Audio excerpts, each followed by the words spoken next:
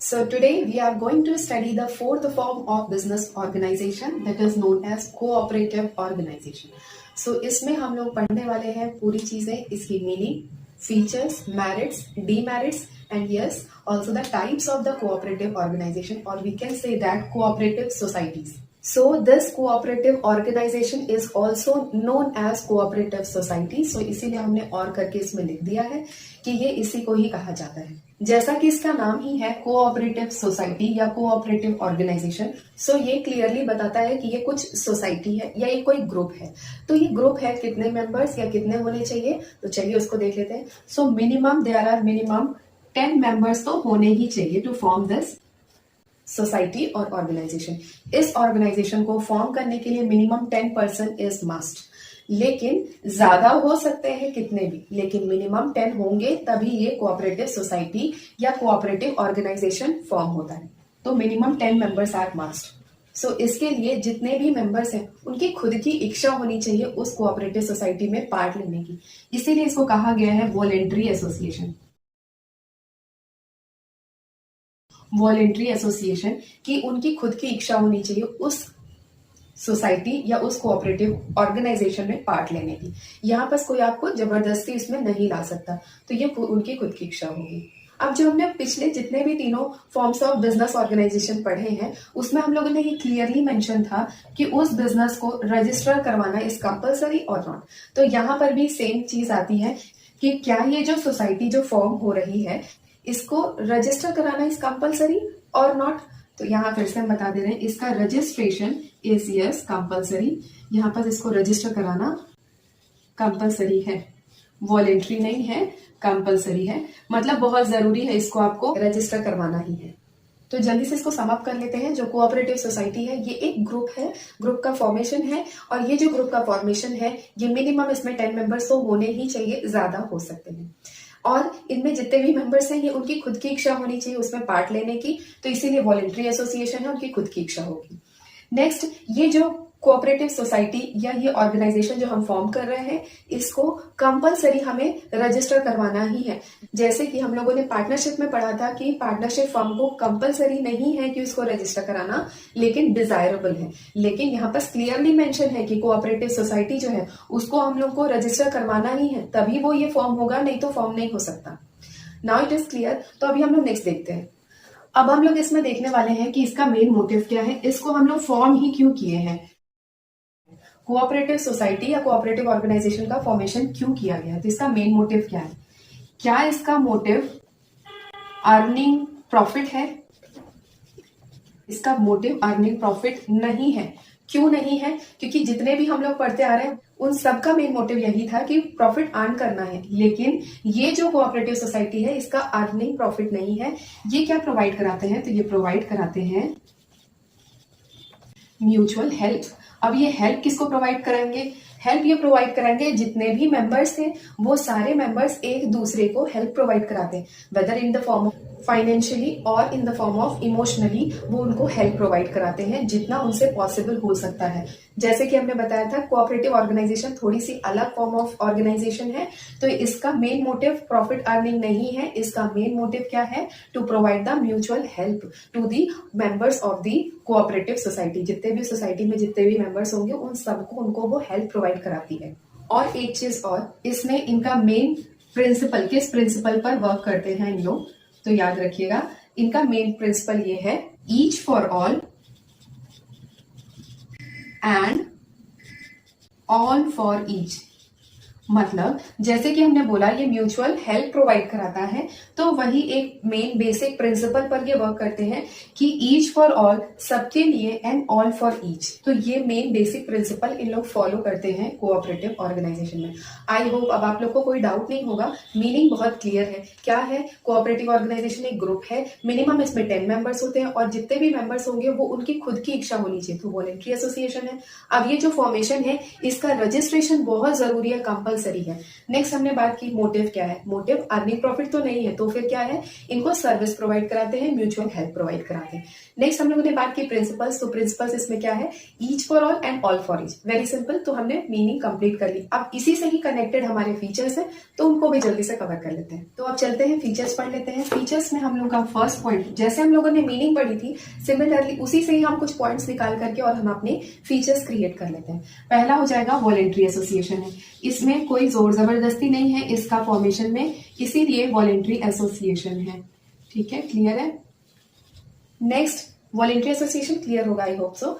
Next है equal voting right. अभी equal voting right क्या है, इक्वल वोटिंग राइट सिंपल, जैसे कि हर एक मेंबर्स 10 मेंबर्स हैं, मिनिमम 10 मेंबर्स हैं, तो सब एक एक वोट ही देंगे और सबकी counting of vote, value of vote similar ही होगी। तो इसमें आप एक चीज याद रखिएगा, 1 मैन 1 वोट, एक मैन का एक वोट ही काउंट होता है, तो ये हो जाएगा इक्वल वोटिंग राइट। नेक्स्ट हम लोग बात करते हैं मोटिव। अभी हम लोगों ने डिस्कस किया है कि इसका मोटिव अर्निंग प्रॉफिट नहीं होता है, सो हम क्लियरली लिखेंगे the motive of cooperative organization is not to earn profit but the main motive of the cooperative organization is to provide services, और we can say provide mutual help to their group members. ठीक है, तो motive clear हो जाएगा। Next is registration. अब इसमें आप clearly लिखेंगे कि यहाँ पर registration is compulsory for the cooperative organization. तो इसमें कंपलसरी है रजिस्ट्रेशन कराना, और अंडर विच एक्ट, तो कोऑपरेटिव सोसाइटी एक्ट 1912, इसके अंडर आपको रजिस्ट्रेशन कराना इज वेरी कंपलसरी। नेक्स्ट हम लोग बात करते हैं मिनिमम मेंबर्स, या हम डायरेक्ट मेंबर्स लिख रहे हैं। सो मेंबर्स कितने होने चाहिए, so the minimum members are 10 and maximum is no limit. ठीक है, next last is separate legal entity. Separate legal entity it means यहाँ पर जैसे कि हम लोग सारा sole proprietor, partnership, joint Hindu family business, सब में ये पॉइंट पढ़ते आ रहे हैं। सिमिलरली यहाँ पर सेपरेट लीगल एंटिटी एग्जिस्ट करती है। यहाँ पर जो मेंबर्स हैं उनका कोऑपरेटिव ऑर्गेनाइजेशन से वैसा कोई रिलेशन नहीं रहता। Organization is different and the members are different. Members आ सकते हैं, चेंज हो सकते हैं, but the organization remains the same. So the separate legal entity, members अलग है और ऑर्गेनाइजेशन अलग है। सो आई होप ये पूरे 6 पॉइंट्स आपको तुरंत याद हो गए, क्योंकि हमने मीनिंग याद कर ली थी और मीनिंग करते ही हमने फीचर्स सारे बना लिए। तो अब हम लोग देखते हैं मेरिट्स एंड डीमेरिट्स। तो जल्दी से अभी हम लोग मेरिट्स पढ़ लेते हैं, देन उसके आफ्टर हम लोग डीमेरिट्स क्लियर करते हैं। तो मेरिट्स में फर्स्ट पॉइंट आपका आ जाएगा, देखिए, इजी टू फॉर्म। बहुत इजी होता है इस टाइप की ऑर्गेनाइजेशन या इस टाइप के कोऑपरेटिव सोसाइटीज को फॉर्म करना। क्यों? क्योंकि इसमें सबका मेन मोटिव सेम रहता है और उसके बाद इस टाइप के मोटिव वाले लोग आकर के उस ऑर्गेनाइजेशन को फॉर्म कर लेते हैं। इसमें जनरली जो डॉक्यूमेंटेशन वाली जो फॉर्मेलिटीज रहती हैं वो as compare to different organization इसमें थोड़ी कम रहती है, इसीलिए इजी टू फॉर्म है। Next is limited liability. यहाँ पास liability of the members is limited, यहाँ पास उनकी लाइबिलिटी ज्यादा नहीं होती, मतलब जितने भी मेंबर्स होंगे उन सब की liabilities is limited, excess liability नहीं होती है। अब हम लोग 3 पॉइंट्स को वो मेंबरशिप से कनेक्ट कर सकते हैं। तो पहला हो जाएगा ओपन मेंबरशिप। ओपन मेंबरशिप का यहाँ ये मतलब है, मतलब यहाँ पर कोई भी पर्सन उस सोसाइटी का, उस ऑर्गेनाइजेशन का पार्ट हो सकता है, इसीलिए ज्यादा रिस्ट्रिक्शंस नहीं है, इसीलिए इसमें लिखा है ओपन मेंबरशिप, कोई भी आ सकता है उसमें। अब एक पॉइंट इसमें आप याद कर सकते हैं, हमने सेपरेट लीगल एंटिटी पढ़ा था, तो उससे हमें बेनिफिट ये है कि यहाँ पर कंटिन्यूटी रहती है।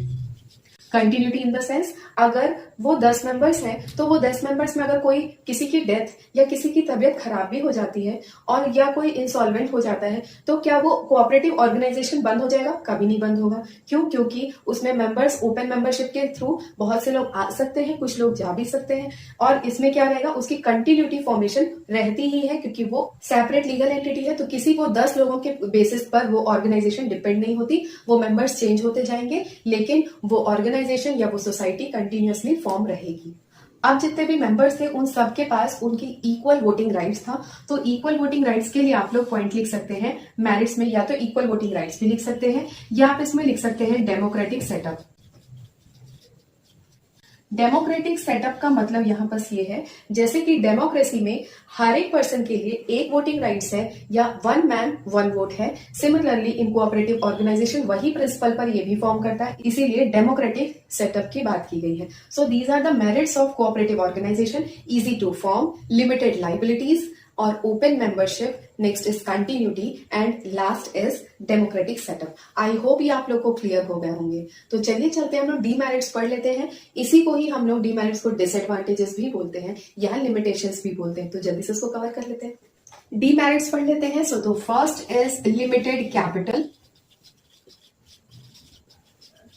अभी लिमिटेड कैपिटल हम लोग सारे फॉर्म्स ऑफ ऑर्गेनाइजेशन में यही पढ़ते आए हैं कि वहां हर जगह कैपिटल इज लिमिटेड। लेकिन कोऑपरेटिव ऑर्गेनाइजेशन में ऐसा क्या डिफरेंस है? देखिए, यहाँ पर जितने भी मेंबर्स हैं उनके लिए कोई कंपलसरी नहीं है कि आप आ रहे हैं तो fix amount of this amount आपको लाना ही पड़ेगा। वो उनकी जो भी इच्छा होगी वो उतना अमाउंट लेकर के आते हैं। इसीलिए यहाँ पर लिमिटेड कैपिटल है और कैपिटल बहुत कम हो जाती है और इनको शॉर्टेज ऑफ कैपिटल फेस करना पड़ता है इस टाइप की ऑर्गेनाइजेशन को, क्योंकि यहाँ पर कोई बाउंडेशन ही नहीं है कि आपको कितना कैपिटल लेके आना है। सो ये हो गया लिमिटेड कैपिटल। नेक्स्ट, कैपिटल कम रहती है तो उसकी वजह से इनएफिशिएंट मैनेजमेंट होता है। अभी मैनेजमेंट इनएफिशिएंट कैसे हो जाता है? देखिए, अब उन्हीं लोग जो 10 या 11-12 मेंबर्स हैं, उन्हीं मेंबर्स में से ही कुछ लोग उसको इफिशिएंटली मैनेज करते हैं उस टाइप की ऑर्गेनाइजेशन को। क्यों? क्योंकि ये इनके पास इतना फंड नहीं रहता कि वो बाहर से किसी को अपॉइंट कर सके और इन्हीं को ही आपस में इसको मैनेज करना पड़ता है। इसीलिए इनएफिशिएंट मैनेजमेंट है, क्योंकि हर पर्सन में वो क्वालिटीज नहीं होती है टू मैनेज देयर ग्रुप्स। सो इसीलिए इनएफिशिएंट मैनेजमेंट है। अब पैसे कम है, इसीलिए इनके बीच में मोटिवेशन कम हो जाता है।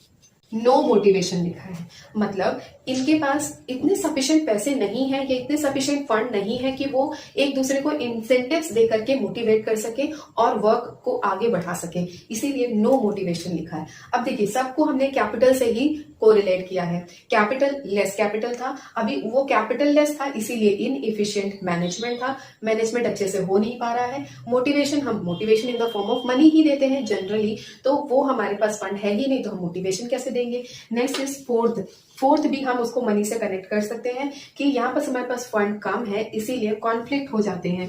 जनरली यहाँ पर कॉन्फ्लिक्टिंग सिचुएशंस आती हैं।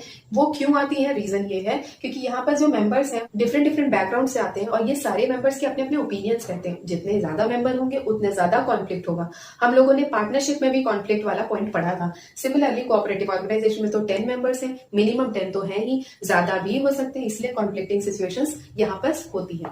लास्ट हम लोग पढ़ रहे हैं गवर्नमेंट इंटरवेंशन या एक्सेसिव गवर्नमेंट इंटरवेंशन। गवर्नमेंट के एक्सेसिव इसमें कंट्रोल हो जाता है क्योंकि इनका main motive is to provide welfare to the society. इनका मेन मोटिव, ऑर्गेनाइजेशन का मेन मोटिव प्रॉफिट अर्निंग नहीं है, तो ये बिजनेस से थोड़ा सा अलग हो जाते हैं। इसीलिए गवर्नमेंट इसमें ज्यादा इंटरफेयर करती है क्योंकि यहाँ पर उनकी वेलफेयर की बात की जाती है, किसी एक प्रॉपर सोसाइटी की वेलफेयर की बात की जाती है, इसलिए यहाँ पर गवर्नमेंट का एक्सेसिव कंट्रोल हो जाता है। सो ये कुछ डीमेरिट्स हैं। ये सारे पॉइंट्स को हम लोगों ने कैपिटल से कनेक्ट किया है। लिमिटेड कैपिटल है, इनएफिशिएंट मैनेजमेंट है, नो मोटिवेशन है, कॉन्फ्लिक्टिंग सिचुएशंस हो जाती हैं और लास्ट है एक्सेसिव गवर्नमेंट कंट्रोल भी कर सकते हैं या इंटरवेंशंस भी हो सकते हैं। सो ये दोनों हम लोगों ने मेरिट्स एंड डीमेरिट्स क्लियर कर लिए। अब चलिए हम लोग पढ़ते हैं टाइप्स ऑफ कोऑपरेटिव ऑर्गेनाइजेशन और ये हमारा टॉपिक यही एंड हो जाता है। तो चलिए अब हम लोग पढ़ लेते हैं कोऑपरेटिव ऑर्गेनाइजेशन के टाइप्स, क्या क्या टाइप्स है। So the first is consumer cooperative society. तो हम कोऑपरेटिव सोसाइटी के लिए CS लिख सकते हैं। So the consumer cooperative society, first is consumer cooperative society. इसका सिंपली मीन्स है कि ये जो सोसाइटी बनाई जा रही है, ये जो ऑर्गेनाइजेशन बनाया जा रहा है, किसके वेलफेयर के लिए है? कंज्यूमर के वेलफेयर के लिए है। कंज्यूमर का क्या वेलफेयर करना? देखिए, अक्सर आपने सुना होगा कंज्यूमर्स को ज्यादा प्राइस पे करना पड़ता है एक छोटी सी चीज के लिए, तो रीजनेबल प्राइस प्रोवाइड करें। और रीजनेबल प्राइस कैसे हो सकते हैं? जितने भी मिडिल मैन है, प्रोड्यूसर, देखिए जनरली क्या होता है, यहाँ पर ये प्रोड्यूसर है और प्रोड्यूसर से कंज्यूमर यहाँ है और वहां तक सामान पहुंचाते तक बहुत सारे बीच में मिडिल मैन आ जाते हैं, जिसकी वजह से उसका प्राइस हाई हो जाता है, उस प्रोडक्ट का प्राइस हाई हो जाता है। लेकिन हमारा मेन मोटिव है, मतलब cooperative society, consumer cooperative society का मेन मोटिव ये है कि उन कंज्यूमर को, उनके लिए हम रीजनेबल प्राइस प्रोवाइड करें। अभी कैसे कर सकते हैं? डायरेक्ट ये cooperative society consumer cooperative society centre में है, जो कि प्रोड्यूसर से डायरेक्ट परचेज कर रहे हैं और रीजनेबल प्राइस पर कंज्यूमर को प्रोवाइड करा रहे हैं। अभी डिफरेंस क्या है, यही चीज तो मिडिल मैन भी करते थे, लेकिन उनका मेन मोटिव होता था टू अर्न मैक्सिमम प्रॉफिट। लेकिन इनका मोटिव प्रॉफिट अर्निंग नहीं है, इनका मेन मोटिव ये है कि इनके जितने भी कंज्यूमर्स हैं उनके लिए वो काम करें, उनके म्यूचुअल हेल्प के लिए काम करें। इसीलिए यहाँ पर जो कोऑपरेटिव सोसाइटी है ये सेंटर में वर्क करता है और कंज्यूमर को रीजनेबल प्राइस पर गुड्स को अवेलेबल कराता है। So I hope consumer cooperative society आपको क्लियर हो गया होगा। नेक्स्ट है producer cooperative society. Producer cooperative society. अभी प्रोड्यूसर कोऑपरेटिव सोसाइटी का सिंपली मीनिंग ये है कि यहाँ पर जितने भी प्रोड्यूसर इंडिया में हैं उन सब लोग, जरूरी नहीं है कि बिग प्रोड्यूसर हो, बिग लार्ज कंपनीज हो, लेकिन कुछ स्मॉल कंपनीज भी हो सकते हैं, कुछ स्मॉल प्रोड्यूसर्स भी हो सकते हैं, तो उनकी वो हेल्प करता है। क्योंकि अगर एक स्मॉल प्रोड्यूसर है उनके लिए कॉस्ट हाई हो जाता है लेकिन प्रॉफिट उतना नहीं हो पाता।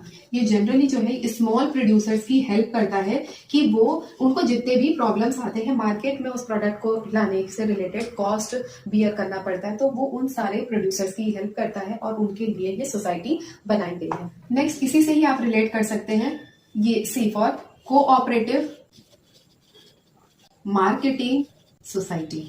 अभी मार्केटिंग सोसाइटी भी प्रोड्यूसर से ही रिलेटेड है। ये प्रॉपर प्रोड्यूसर कोऑपरेटिव सोसाइटी से ही रिलेट कर रहा है। जो स्मॉल प्रोड्यूसर की बात यहाँ की गई है, सिमिलरली स्मॉल प्रोड्यूसर्स को ही अपने प्रोडक्ट को तो वो बना लिए, बनाने तक यहाँ तक उन्होंने हेल्प की, लेकिन अब उन्होंने बना तो लिया लेकिन उसका एडवर्टाइजमेंट भी तो करना है, क्योंकि लोगों को उनके बारे में पता ही नहीं होगा तो क्या वो उनके प्रोडक्ट परचेज करेंगे, कभी नहीं। तो मार्केटिंग सोसाइटी, जो कोऑपरेटिव मार्केटिंग सोसाइटी होती है, ये वो स्मॉल प्रोड्यूसर्स की हेल्प करती है कि आप सामान बनाइए और उसके बाद उसकी मार्केटिंग से लेकर के उसको सेल करने तक जितना भी चीज है वो ये सोसाइटी प्रोवाइड कराती है उनको हेल्प। तो आई होप आपको समझ में आ रहा है, ये उनकी प्रॉफिट अर्निंग नहीं है, ये उनको एक हेल्प प्रोवाइड करा रही है स्मॉल प्रोड्यूसर्स को। तो आई होप ये तीनों क्लियर है। एक और पढ़ते हैं, कोऑपरेटिव क्रेडिट सोसाइटी। ये तीनों जो हैं ये प्रोड्यूसर से ही रिलेटेड है, इस प्रोड्यूसर से ही ये तीनों रिलेटेड है। प्रोड्यूसर कोऑपरेटिव सोसाइटी प्रोडक्शन से रिलेटेड है, ये मार्केटिंग उसको सेल करने से रिलेटेड है। क्रेडिट सोसाइटी मतलब आप कह सकते हैं लोन, इनको जब भी कोई लोन की जरूरत होती है, अब देखिए अगर आप बिग प्रोड्यूसर कंपनीज हैं तो उनको तो बैंक इजीली उनको लोन दे सकती है, लेकिन अगर स्मॉल प्रोड्यूसर्स हैं तो उनको लोन कैसे मिलेगा? तो उनके लिए ये जो सोसाइटी है ये उनको वो फंड, ये वो फाइनेंशियल असिस्टेंस प्रोवाइड कराती है इन सारी स्मॉल ऑर्गेनाइजेशंस या बिजनेस इंटरप्राइजेस को। तो आई होप ये तीनों आप एक दूसरे से कनेक्ट कर सकते हैं। एक आप पढ़ेंगे कोऑपरेटिव फार्मिंग सोसाइटी। तो ये जो सोसाइटी है ये वो स्मॉल फार्मर्स की सोसाइटी है जो कि वो एक दूसरे के साथ एक दूसरे की हेल्प करते हैं, और ये वो लार्ज फार्मर्स को जो भी फैसिलिटीज प्रोवाइड होती हैं वो सारी इनको अवेल नहीं हो सकती क्योंकि ये स्मॉल फार्मर्स हैं, लेकिन ये सब एक ग्रुपिंग में अगर अपनी आवाज उठाते हैं then the government as well as जो भी फाइनेंशियल इंस्टीट्यूशंस हैं वो भी इनको वो फाइनेंशियल असिस्टेंस प्रोवाइड कराने के लिए रेडी हो जाते हैं। तो ये कोऑपरेटिव फार्मिंग सोसाइटीज हैं। सिमिलरली एक और पॉइंट है cooperative housing society. Cooperative housing society, अभी सिंपली कोऑपरेटिव हाउसिंग सोसाइटी का मतलब ये है कि ये आपको एकोमोडेशन प्रोवाइड कराता है। इसका मेन मोटिव है कि सबको घर मिल सके। अब ये क्या करते हैं, जनरली एक लार्ज पीस ऑफ लैंड को परचेज करते हैं और उसमें फ्लैट्स फॉर्मेशन करते हैं और रीजनेबल रेट पर वहां के लोगों को वो अफोर्डेबल रेट्स पर उनको अवेलेबल करवाते हैं। ये हो गया कोऑपरेटिव हाउसिंग सोसाइटी, जो कि उस जिनका मेन मोटिव अर्निंग प्रॉफिट नहीं है, लेकिन उनका मेन मोटिव क्या है, म्यूचुअल हेल्प कराना, ताकि वो वैसा काम ही स्टार्ट किया गया है ताकि उनकी हेल्प हो सके। आई एग्री दैट कि इनका कुछ ना कुछ इसमें प्रॉफिट होता जरूर है क्योंकि उसके बिना तो कोई काम हो ही नहीं सकता, लेकिन मोटिव प्रॉफिट अर्निंग नहीं है, ये क्लियर रखिएगा। तो अब आप लोग को लगेगा ये सारे पॉइंट्स हम याद कैसे करें, तो वेरी सिंपल, सबसे पहले आपको कंज्यूमर कोऑपरेटिव सोसाइटी याद रखना है, देन प्रोड्यूसर। अभी प्रोड्यूसर कोऑपरेटिव सोसाइटी से आपको 3 पॉइंट्स याद रखने, एक तो प्रोड्यूसर कोऑपरेटिव सोसाइटी, उसके बाद हम लोगों ने पढ़ा था कोऑपरेटिव मार्केटिंग सोसाइटी और उसके बाद कोऑपरेटिव क्रेडिट सोसाइटी। ये तीनों पॉइंट्स आप लोग साथ में याद याद रखेंगे। अब उसके बाद फार्मिंग और हाउसिंग ही तो बचा है, तो ये आपके पूरे 6 पॉइंट्स कवर हो जाते हैं। सो आई होप ये आपको प्रॉपर, ये जो आपका fourth form of cooperative society है, इसमें बहुत से लोगों को चैप्टर पढ़ने के बाद डाउट आता है, तो डाउट की कोई बात ही नहीं है। बहुत आपको पहले मीनिंग क्लियर करनी है, जब आपको मीनिंग क्लियर रहेगी तो आप सारे पॉइंट्स को क्लियरली आप याद कर सकते हैं। अगर वीडियो अच्छी लगी होगी तो प्लीज लाइक जरूर कीजिएगा।